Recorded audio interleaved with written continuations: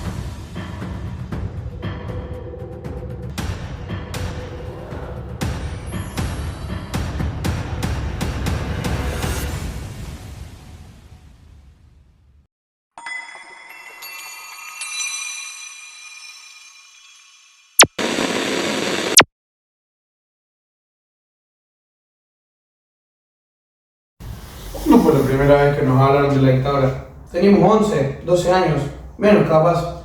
Eran cosas que veíamos muy lejanas, en los libros nomás. Pero ahora, ¿qué es vivir con miedo?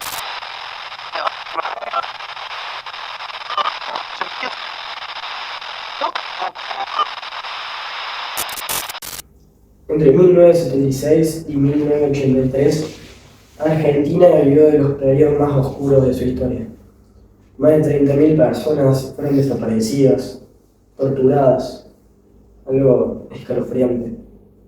No se conocía el significado de la palabra democracia o justicia.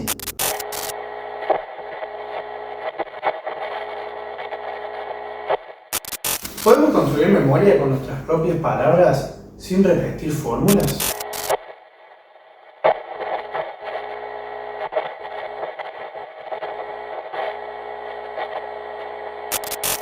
Es inimaginable cómo estas personas pueden hacer tales atrocidades a otros.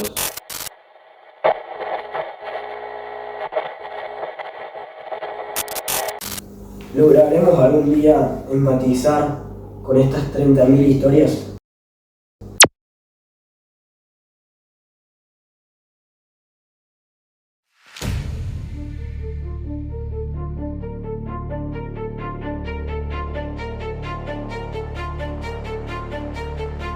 Estamos en un espacio que lamentablemente ya se convirtió en uno de los lugares más emblemáticos si nos referimos a memoria o reflexión. Se estima que entre marzo de 1976 y diciembre de 1978 pasaron alrededor de 2.500 personas detenidas, de las cuales al día de hoy el 90% continúa en calidad de desaparecidos. Cotidianamente se trabaja lo que fue el centro clandestino.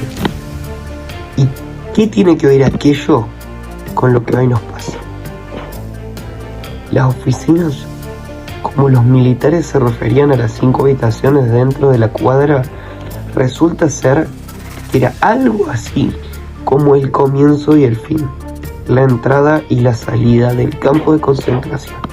Es en donde se sustituían los nombres por números en este vil proceso de deshumanización y de ruptura de la identidad, hasta que venía la orden de los mandos superiores para trasladarlas. Así es como se le conocía, bajo ese eufemismo, a la mentira que usaban para fusilar los desaparecidos en la gran mayoría de casos. Hoy, este lugar no es solo un vertiginoso río de horror, sino también una trinchera de soldados que combaten haciendo uso del arma más poderosa, la memoria. La Perla se transformó con el tiempo en un espacio de testimonio colectivo, donde cada ladrillo nos recuerda que lo que sucedió no fue una excepción, sino un intento de aniquilación del pensamiento crítico y de cualquier forma de disidencia. Caminar por estas instalaciones, observar el silencio espeso en los pasillos y escuchar los relatos que viven por su cuenta es comprender que la dictadura no solo secuestró cuerpos, sino que procuró secuestrar el sentido mismo de la humanidad. Por eso, el trabajo de memoria no puede ser estático. Debe ser una práctica viva, que nos interpela, nos exige tomar posición y defenderla todos los días. La perla es una construcción presente de una sociedad que diga, que grite, que llore, que susurre, que sangre, pero que repita y se escuche nunca más.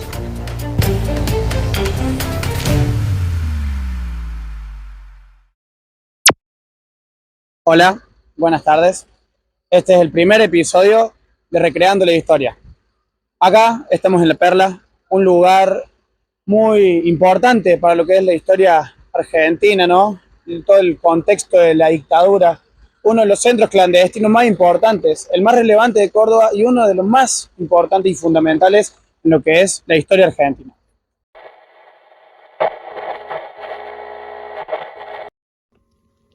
La Perla, un lugar que a día de hoy está vacío, pero transmite tantas cosas. Aquí se decía que Dios no estuvo. Cada momento pasaban tantas personas, entraban y eran torturadas, llegando al punto que lo único que quedaba por hacer era rezar, para poder salir, algo que parecía muy lejano. Hemos visto tanto y tenemos tan pocas palabras para describir la enormidad de los hechos sucedidos en un espacio tan reducido. Simplemente el ponernos a pensar lo trágico que fue este periodo de tiempo en el cual hombres y mujeres sufrían a diario, nos deja sin palabras. A continuación, un poco de lo que hemos visto.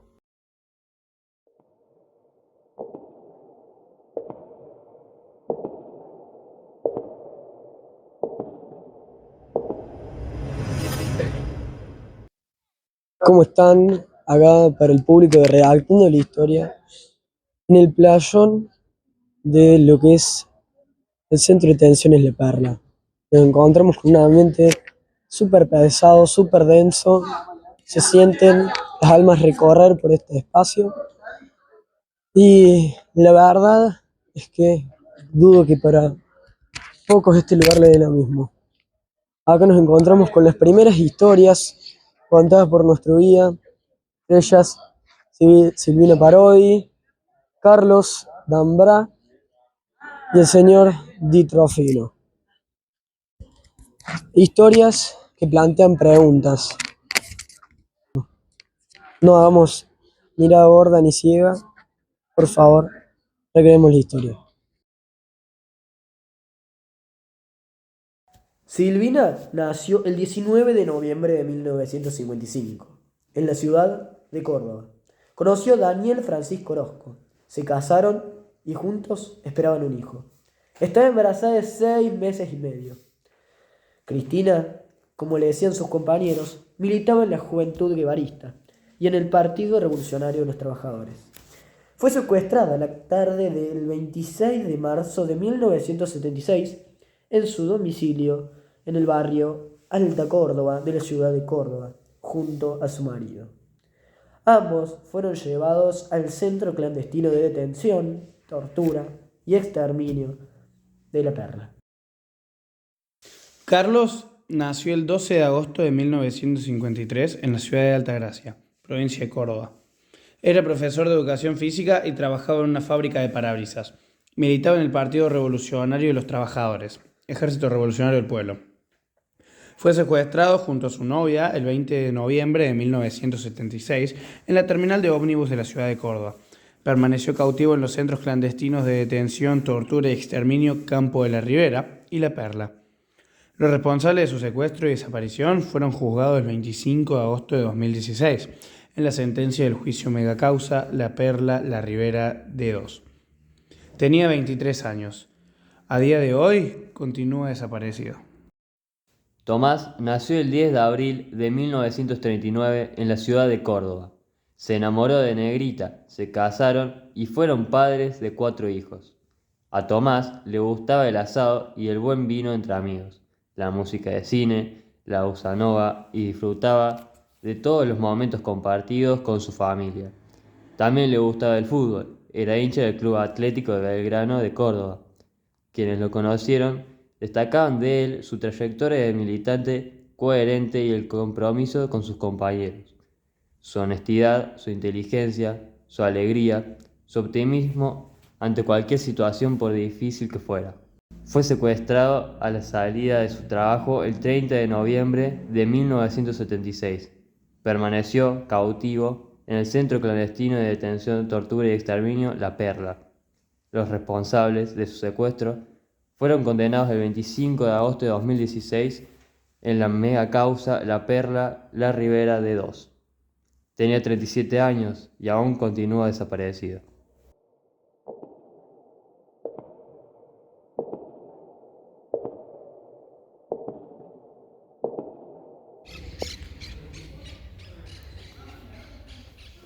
Paso a paso quedamos en este lugar, vamos sumergiéndonos un poco más en el tétrico y horroroso periodo de la dictadura que le tocó vivir al territorio argentino. Podemos ver fotos que nos dicen historias, aquellas personas que no fueron capturadas, pero sí sus familiares, sufriendo una tortura psicológica, puesto que no conocían el paradero de sus hijos, nietos, padres, abuelos, etc. En cada sala nos vamos enterando de distintos datos, los cuales nos dejan helados. Es difícil simpatizar con estas personas, principalmente por el dolor que nos da imaginarnos en su situación. ¿Podrías imaginar tener 12 años y que los militares entren a tu casa y se lleven a tu mamá? Porque estas situaciones pasaron realmente. En la visita a La Perla tuvimos un guía el cual nos brindó una charla explicativa sobre los terribles sucesos que ocurrieron en estas instalaciones. Este nos dio dos instancias. La inicial fue enmarcada en un contexto general de lo transcurrido durante el periodo de la dictadura. Aproximadamente unas 2.000 personas transcurrieron a este espacio en un periodo de 3 años. ¿Y cómo puede ser? Le pedimos al municipio, en este caso al municipio, che, arreglen los desagües, y de pronto pasa que al lado, en un descampado, se arma un gran shopping, una gran galería comercial, y de pronto en aquel lugar se construyen los desagües. Y justo acá en este lado no. Bueno, a eso me refiero de los intereses. Y eso no es desocultar nada, sino poner sobre la mesa la complejidad de las cosas, ¿sí? Entonces, bueno, por ahí todo eso siempre se va a poner en juego. Y uno dice, oye, no hay que hablar de tantas cosas. Por eso en las escuelas Se tiene que hablar de todo. y por lo menos hay que habilitar. Especialmente las cosas que no nos gusta, que nos duele, que nos interesan también. La juventud hoy está hablando de esto. Bueno, hablemos entonces. Hoy la sociedad necesita esto. Bueno, hablemos de esto. Che, hoy la sociedad necesita esto. ¿Y quién dice eso? Porque acá hay un grupo que dice que sí. Bueno, lo discutamos. ¿En qué medida lo ponemos? Che, pero eso tiene que ver con algo que pasa a nivel nacional, que lo voy a discutir en el barrio de Villa María. Bueno, en el barrio de Villa María discutimos esto. Después hablaremos con el concejal, o hablaremos con el diputado, o hablaremos con el senador, o el legislador, presidente. Exactamente. O iremos, o haremos una actividad para que la sociedad conozca. Esa es la participación en definitiva, ¿no? Por eso es importante la democracia. Dictadura, ¿Y en dictadura no se puede hablar? No.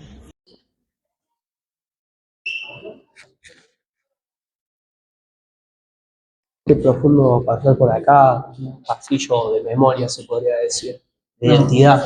Sí, la verdad que, bueno, es un ambiente que es que esa seriedad, digamos, bueno, todo lo que estamos viendo ahora, ¿no? Muy Todas personal, esas fotos, muy personal, muy los identitario. acontecimientos de los años, todas las fotos que es una sensación de decir que importante recordar esto, ¿no? Que no vuelva a pasar algo así. Deja registros de huellas personales que le hacen plantearse a uno Preguntas profundas como quién soy, qué identidad tengo, qué determina mi personalidad, objetos tan escasos en material económico y profundos en material sentimental. Que a lo mejor hoy en día decimos son cosas insignificativas, ¿no? Por ejemplo, tarjetas, cartas, lo que sea, son cosas Mantas, que sí, no lo vemos a lo mejor tan conchas, relevante a día de hoy, pero es demasiado importante. eran cuestiones que daban identidad a las personas y eran cuestiones que daban valor a la vida de esas personas. Sí. Una carta que responder podía dejarte una huella, una misión de vida. Totalmente, totalmente. Viendo lo que son los años acá, ver cómo la gente reclamaba, cómo pedían por su nieto. Vos imaginate, como nos acaban de contar, ¿no?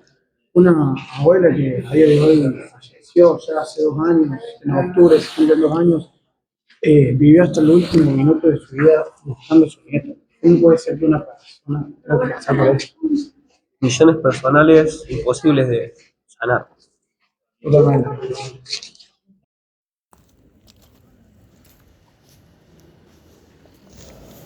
Este es el punto en el cual nos encontramos con el galpón de automotores, el cual funcionó como depósito de vehículos en desuso y como lugar de reparación y mantenimiento de aquellos que eran usados para los secuestros. Algunos secuestrados fueron obligados en algunos momentos a la reparación, limpieza y mantenimiento de los automotores en este espacio. Aquí pudimos observar carteles los cuales nos informaban respecto a la economía de la época durante la dictadura y diversas ilustraciones las cuales nos ponían en la situación de aquellas personas que vivían capturadas en este espacio.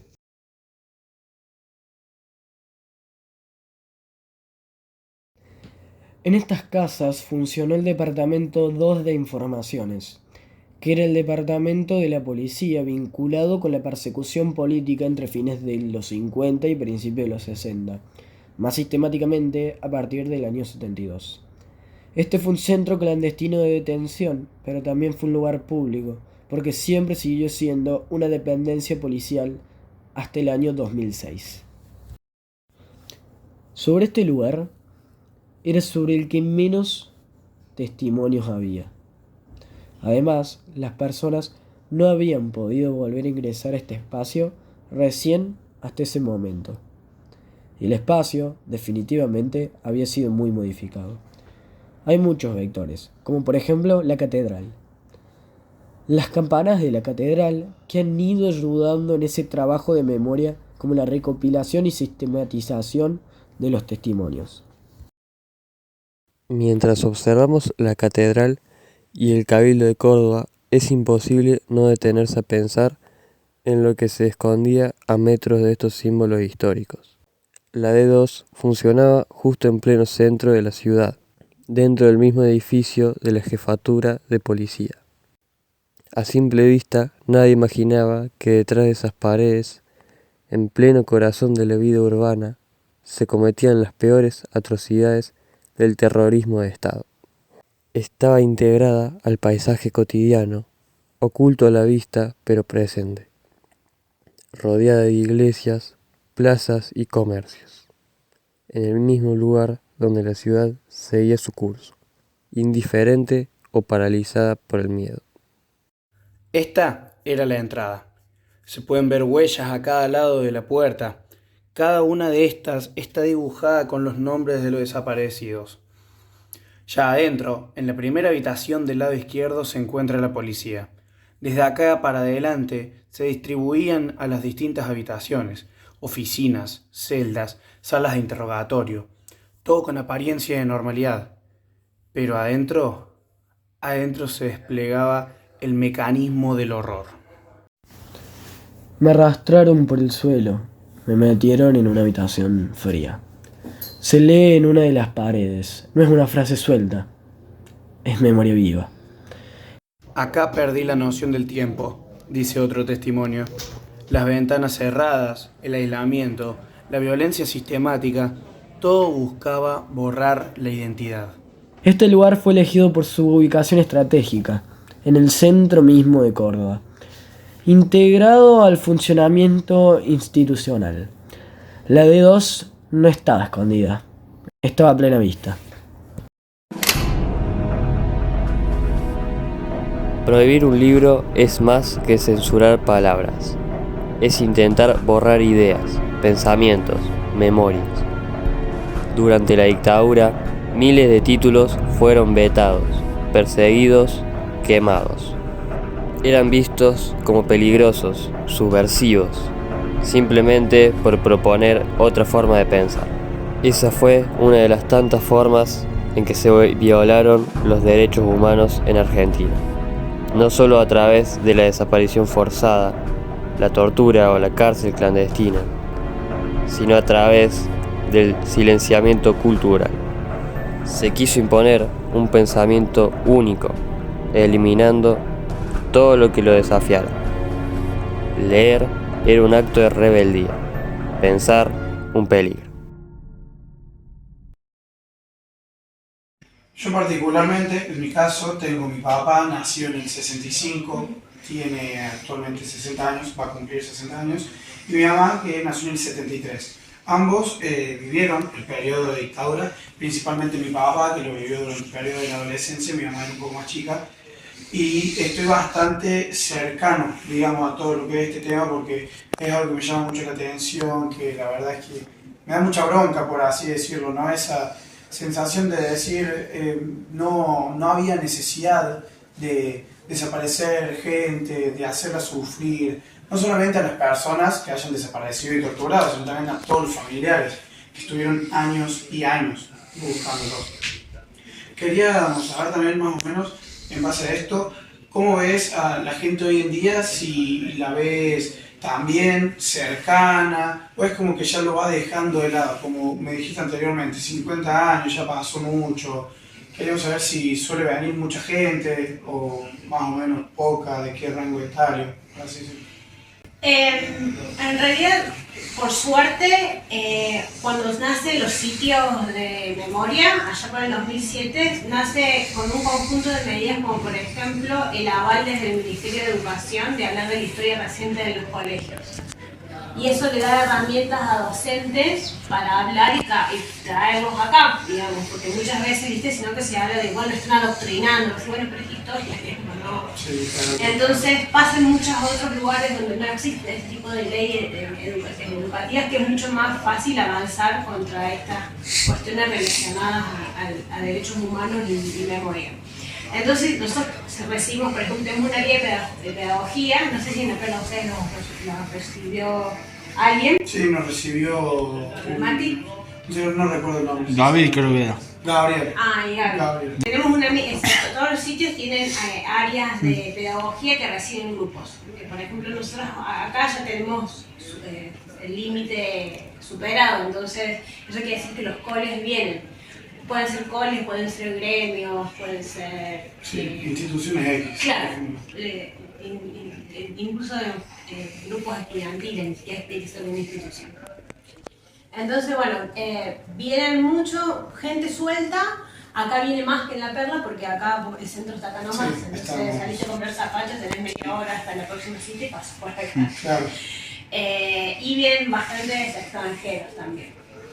Y bueno, siempre el contexto político-social influye en el tipo de personas que se acercan. Antes, ahí en una ventana, esa ventana no estaba cerrada, entonces en un contexto donde a veces polemizaba mucho más sobre derechos humanos, a mí me gritaban cosas. Por ahí.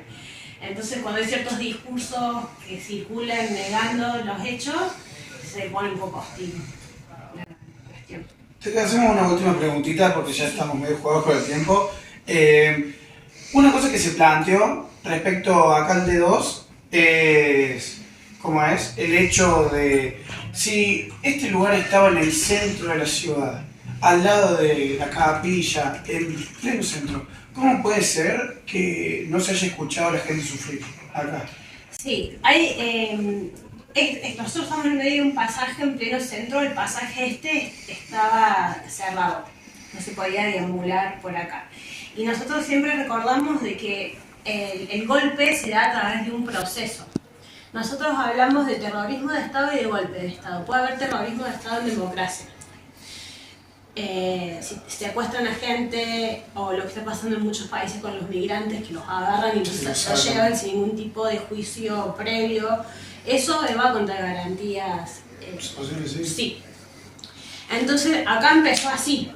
Esto empezó a funcionar como centro clandestino antes del golpe. Sí. Podemos recordar, por ejemplo, que en el 69 tuvimos el Cordobazo. Y acá trajeron gente, la secuestraron, no es que la detuvieron y la registraron. Entonces, hubo un momento en este proceso en que la gente sí venía acá y se hacía eco de lo que escuchaba. Hasta que se alinearon todas las jerarquías eclesiásticas, sociales, económicas y políticas, y ya esto, aunque estaba en el medio, no te metías, porque sabías que por ahí no salías. Queríamos saber si ya por último nos podrías dar un cierre, más o menos, contarnos alguna frase o algo, y por último ya dar punto final a esta entrevista. En realidad, siempre digo que estos lugares tienen sentido si personas vienen y los ocupan. Si tienes un proyecto vinculado a derechos humanos y lo venís acá y lo querés mostrar. Algo que me conmueve mucho es que, como te decía, esto nació en el 2006 y empiezan a venir colegios porque hay una ley que amparaba. Entonces yo veo mucho que vienen niños o niñas con sus padres, y son los niños los que traen a los padres. Hay una cuestión generacional.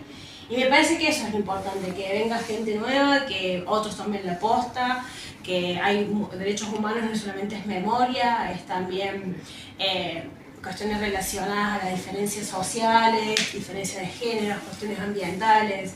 Entonces, si este lugar se puede abrir a las demandas y otros las recogen, es lo que tiene sentido. Dale, muchas gracias por su tiempo. Gracias a ustedes por venir.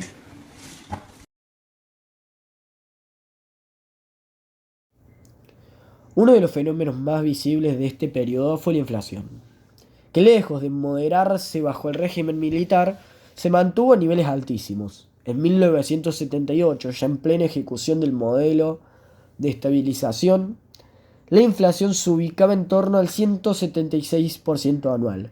Si bien se logró una relativa desaceleración en 1980 con un 100%, la tendencia volvió a acelerarse en los años siguientes.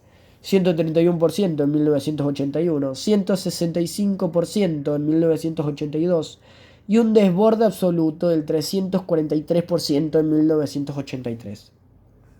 A esta política monetaria inconsistente se sumó un proceso vertiginoso de endeudamiento externo. Al final de la dictadura, la cifra de deuda externa había ascendido a unos 45.000 millones, es decir, casi 6 veces más comparando al inicio de la dictadura. La actividad industrial cayó aproximadamente un 20%, un dato que esconde la dimensión estructural del retroceso. No se trató solo de una contracción cíclica, sino de una reconfiguración deliberada del patrón de acumulación.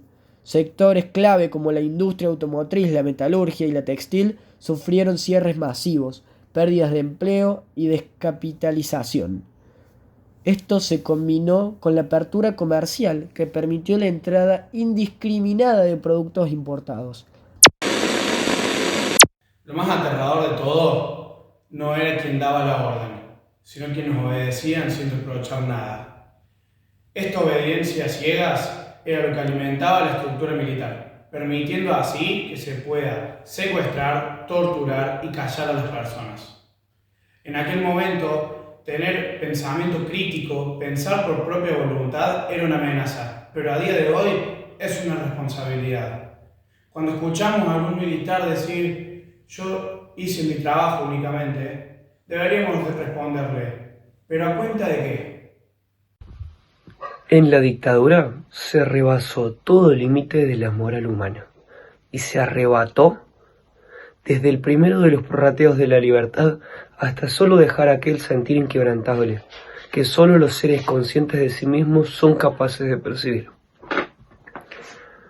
Visto de otra forma, no solo aquel capaz de someter tiene el poder, sino también aquel capaz de no someterse, y más aún, el que por ello es conducido a un trágico destino. Perder la vida lo es perder todo. La vida no es un medio, es un fin. Somos porque vivimos. Dentro del proceso de tortura y específicamente dentro del vínculo torturador-torturado, hay un conjunto de discursos, de mentiras que buscan defender al torturador bajo eufemismos, que modifican la connotación de la dichosa sanción digna de nombres, como por ejemplo medios especiales de interrogatorio, procedimientos coercivos o propiamente dicho castigos, cuando no es por el estilo. En ese sentido, los que reciben la tortura no son quienes más carecen de humanidad, sino aquellos déspotas partícipes capaces de torturar.